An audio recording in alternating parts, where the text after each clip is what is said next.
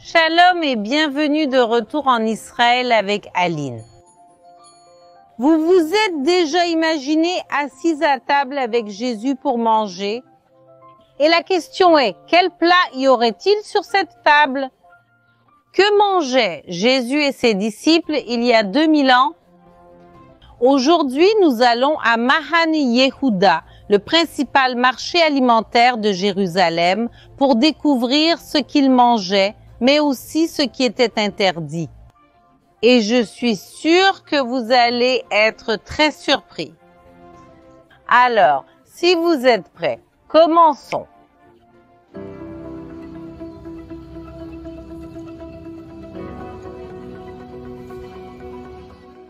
Jésus était né ici dans la région de Judée, dans une ville pas très loin d'ici, à Bethléem, et il a vécu la majeure partie de sa vie en Galilée.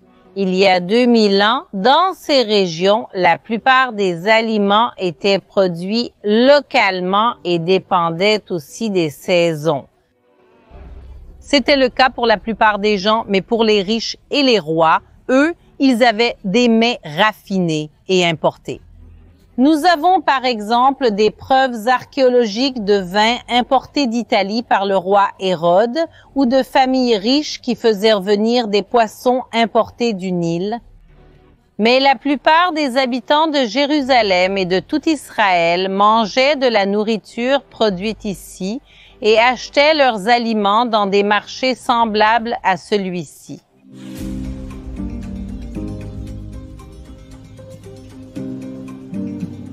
Et maintenant, parlons de la nourriture elle-même. L'aliment le plus important, sans aucun doute, à l'époque de Jésus, était le pain. Et justement, nous sommes ici devant un stand de pain. On estime qu'à cette époque, entre 30 et 50% des calories quotidiennes provenaient du pain. Littéralement, ils mangeaient du pain tous les jours et parfois à plus d'un repas par jour. Et maintenant que nous savons cela, revenons à la Bible. Lorsque Jésus enseigne à ses disciples à prier, dans ce que nous connaissons comme le Notre Père, il est écrit là, « Donne-nous aujourd'hui notre pain quotidien ».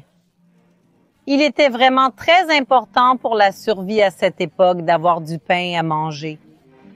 Mais le pain était différent de ce que vous imaginez, car il y avait deux principaux types de pain, le pain de blé et le pain d'orge.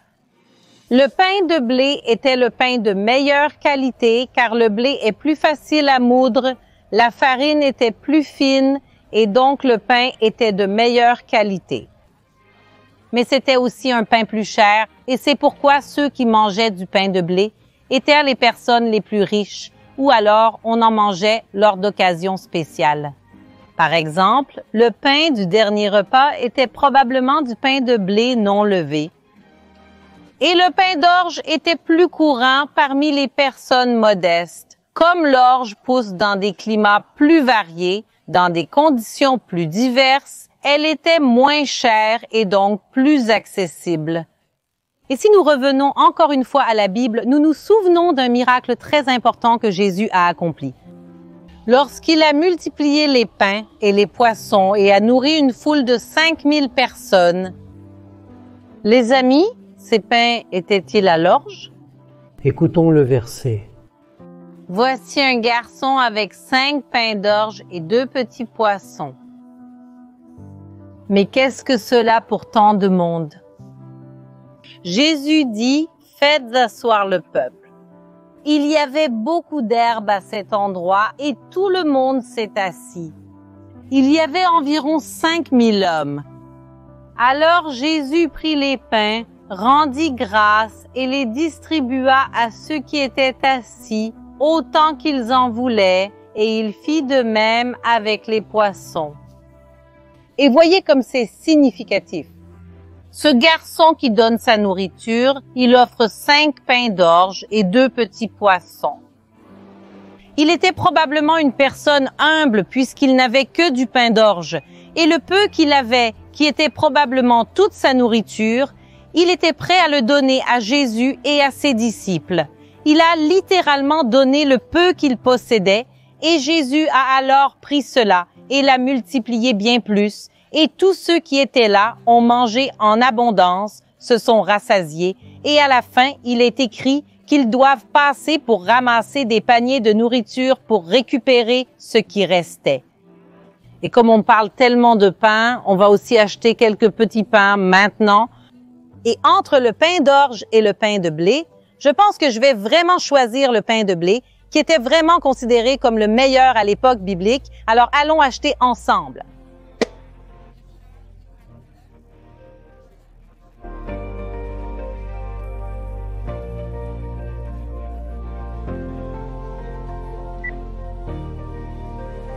Notre pain est entre nos mains et maintenant, poursuivons notre aventure culinaire biblique.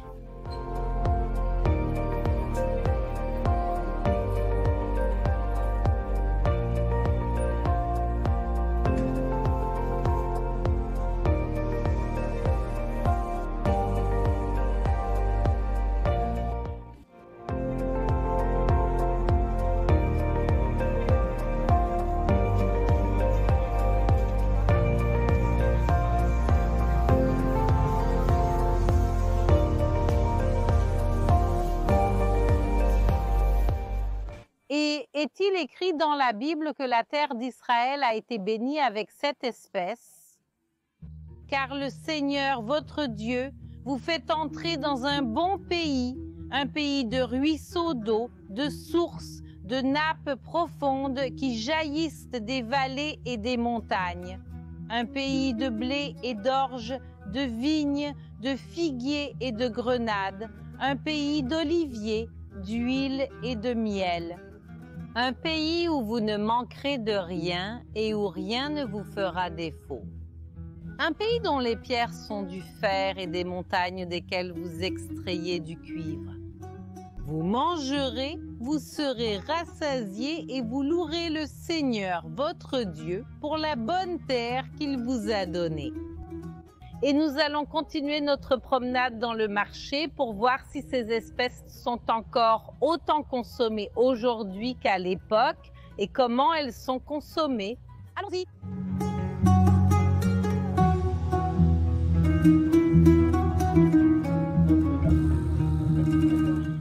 Nous voyons ici un stand et dessus plusieurs des 7 espèces. La première ici, juste au bout, ce sont les figues que l'on peut manger aussi bien fraîches que sèches. Nous voyons ici les raisins que l'on peut manger, mais aussi, à l'époque biblique et encore aujourd'hui, on en produit du jus et du vin. Et nous savons que cela a aussi été très important pendant le ministère de Jésus. Depuis le début, quel a été le premier miracle de Jésus? C'était justement de transformer de l'eau en vin. Il n'a pas eu besoin de raisins, mais c'est justement lié au vin et aussi jusqu'à la fin, car lors du dernier repas de Jésus, il y avait du pain et du vin. Et nous voyons aussi ici les grenades, tout le monde. Regardez ici quelle merveille! Les grenades symbolisent l'abondance. Lorsqu'on les ouvre, on découvre une multitude de graines. Et une chose qui ne se faisait pas autant à l'époque biblique, mais qui se fait beaucoup aujourd'hui, c'est de boire du jus de grenade. Et en regardant ces grenades, j'en ai aussi eu envie. Alors profitons-en et commandons un jus de grenade ensemble.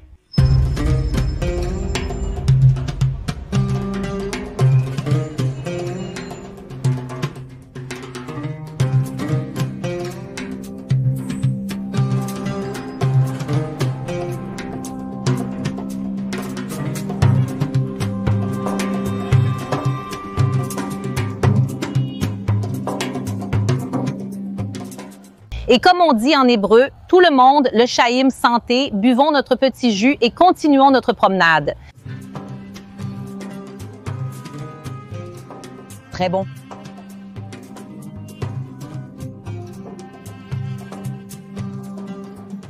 Une autre des 7 espèces, ce sont les olives. Et regardez ici la quantité de variétés qu'il y a. Et en plus de manger les olives, on en extrait de l'huile d'olive qui était extrêmement importante pour tous les aspects de la vie à l'époque biblique. L'huile la plus pure, la meilleure de toutes, était utilisée pour l'onction, pour la menorah, pour illuminer le temple de Jérusalem. L'huile, qui était également de bonne qualité, était utilisée comme médicament, comme dans le cas du bon samaritain. L'huile de bonne qualité était aussi utilisée pour la consommation et même l'huile la plus simple n'était pas jetée, elle était utilisée et brûlée dans des lampes, apportant de la lumière à l'intérieur des maisons, à la vie, au quotidien des gens à l'époque biblique. La 7e et dernière espèce est le miel. Mais comment le miel est-il compté comme une espèce, comme une plante à l'époque biblique? Eh bien, il faut savoir qu'il y avait 2 types de miel à l'époque biblique. L'un d'eux est le miel d'abeille, qui existait, mais il n'était pas produit en grande quantité, c'était quelque chose de relativement rare et très cher. Et c'est pourquoi, la plupart du temps où la Bible parle de miel, elle fait référence au miel de date. Les dattes étaient littéralement pressées et on en extrayait un liquide qui ressemblait vraiment beaucoup au miel. Et c'est pourquoi la 7e espèce est le miel de date. Et j'adore les dattes, et pas seulement moi, mon fils aussi en raffole. Alors profitons d'être ici au Mahane Yehuda pour acheter quelques dattes à emporter à la maison. Venez avec moi. Regardez comme ces dattes sont magnifiques. Regardez leur taille et elles sont aussi toujours très sucrées. Et je suis sûre que cette boîte d'1 kilo de dattes ne va durer que quelques jours à la maison. Et je veux en profiter pour acheter quelques petites choses spéciales aujourd'hui, quelques gourmandises à ramener à la maison parce qu'aujourd'hui c'est mon anniversaire et je vais le célébrer avec ma famille. Tout le monde va venir, donc il faut vraiment ramener quelque chose de spécial. Et qui ici sait ou devine quel âge j'ai aujourd'hui? Vous pouvez le laisser ici dans les commentaires. Et en ce qui concerne la viande et les animaux en général, qu'est-ce que Jésus et ses disciples mangeaient? Principalement du poisson. Il faut se rappeler que Jésus a passé une grande partie de son ministère à Képharnaüm, littéralement au bord de la mer de Galilée, et que Pierre et d'autres de ses disciples étaient des pêcheurs. Donc, il est logique qu'ils mangeaient beaucoup de poissons. Et pour les personnes qui ne vivaient pas juste à côté de la mer de Galilée ou d'un autre lieu de pêche, ce qu'elles pouvaient faire, c'était saler le poisson, ce qui lui permettait de se conserver beaucoup plus longtemps, puisqu'à cette époque, il n'y avait pas de réfrigération. À cette époque, on consommait aussi de l'agneau, mais ce n'était pas un aliment du quotidien, loin de là. L'agneau était extrêmement cher et donc réservé uniquement pour des occasions spéciales, comme par exemple pour le repas de Pâques, où l'on consommait littéralement l'agneau pascal. Alors, la viande de bœuf était aussi très chère et c'est pourquoi elle était davantage associée au sacrifice du temple de Jérusalem. Ce qui était un peu plus abordable en termes de prix, c'était les chèvres et les chevreaux, et c'est pourquoi ils étaient un peu plus consommés au quotidien. Et ce qui était vraiment plus populaire, c'était les volailles, et il y en avait plusieurs sortes. Parmi eux, même le poulet. On a trouvé des preuves archéologiques de la consommation de poulet déjà à Tel Kadesh, à Marécha, des siècles avant la naissance de Jésus. Et quelque chose que nous ne trouverons pas ici au marché aujourd'hui, mais qui était pourtant beaucoup consommé, c'était les pigeons. On a trouvé lors de fouilles archéologiques dans tout Israël des centaines de colombiers, ce type de pigeonnier. Le pigeon était un animal facile à élever et aussi très polyvalent. Il pouvait être utilisé pour les sacrifices du temple. Ses plumes étaient utilisées pour fabriquer des couvertures et des oreillers. Ses excréments, le caca des colombes, étaient utilisés comme engrais et fertilisants. Et bien sûr, la viande était également consommée comme aliment. Et une autre source de protéines était végétale. On mangeait des pois chiches, des fèves, des lentilles. Nous nous souvenons même d'une histoire biblique très célèbre qui parle de lentilles. Quand Ésaü vend son droit d'aînesse en échange d'un plat de lentilles.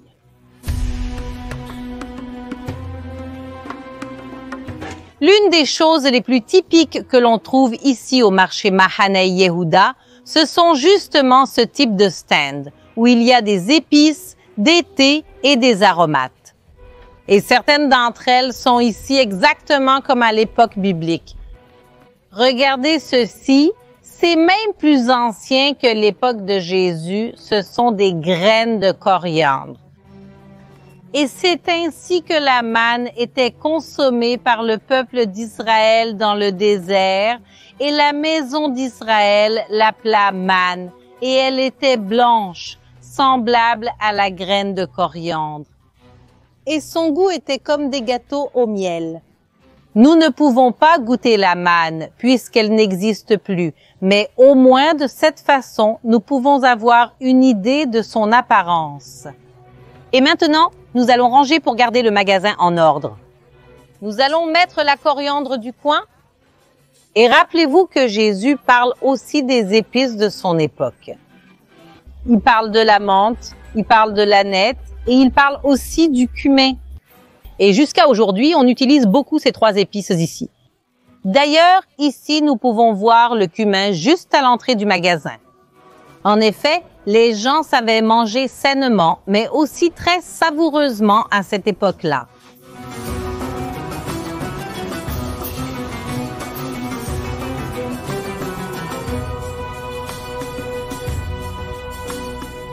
Mais je peux vous garantir que Jésus n'a pas mangé tout ce que nous voyons ici autour de nous. En effet, il y avait beaucoup d'aliments qui n'étaient même pas arrivés dans cette région à cette époque. Par exemple, la tomate, le maïs et aussi les pommes de terre sont des aliments qui venaient des Amériques. C'est pourquoi, seulement après Christophe Colomb, donc après le 15e siècle, ils ont commencé à arriver dans cette partie du monde. Et il y avait d'autres aliments qui existaient aussi ici en Asie.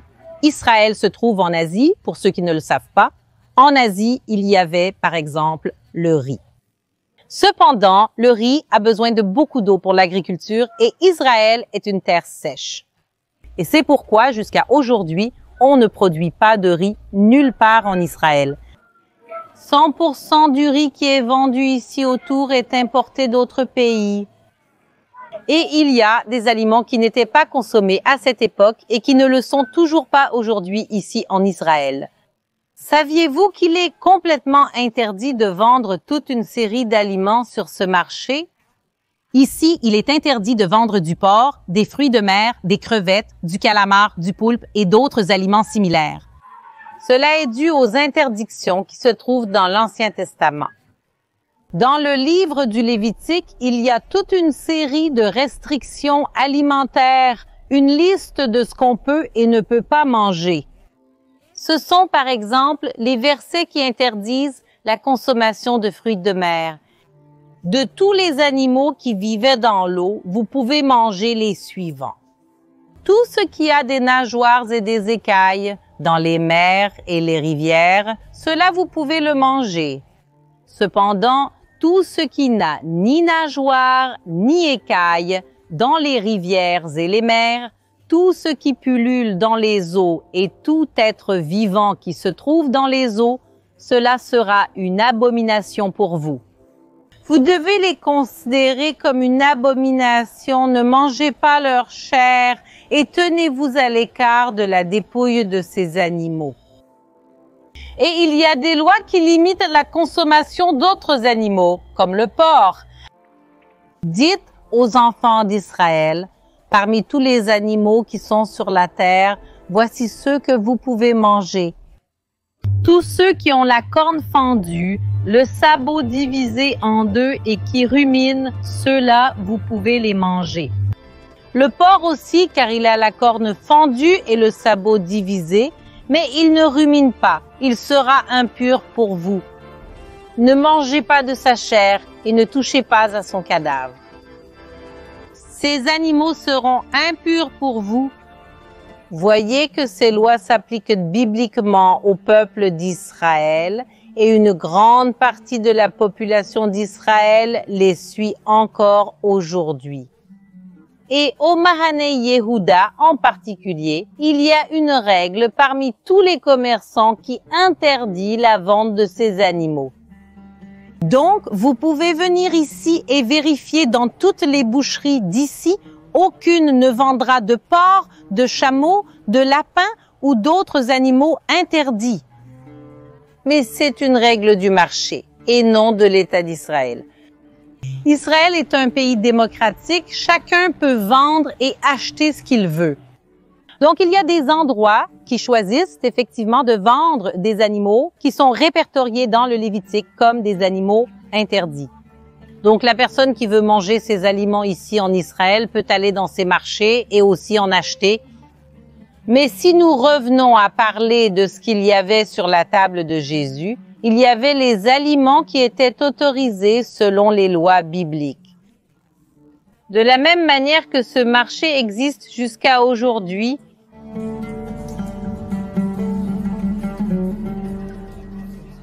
il est écrit dans Deutéronome 8. Après avoir mangé à satiété, louez le Seigneur, votre Dieu, pour la bonne terre qu'il vous a donnée. Et aujourd'hui, nous sommes venus, nous avons mangé, nous nous sommes rassasiés et nous emportons aussi beaucoup de choses à la maison dans notre sac à dos. Mais le plus important, c'est qu'après tout cela, nous devons louer Dieu pour toute la nourriture, pour toute la subsistance qu'il nous donne, depuis les temps bibliques, par exemple la manne, mais aussi jusqu'à aujourd'hui. Et remercier surtout pour la terre qu'il nous a donnée, la terre d'Israël et tous ses fruits. Car même si Israël est 60% désertique, Israël produit des fruits et des légumes en abondance. Une telle abondance qu'elle en exporte vers d'autres endroits du monde.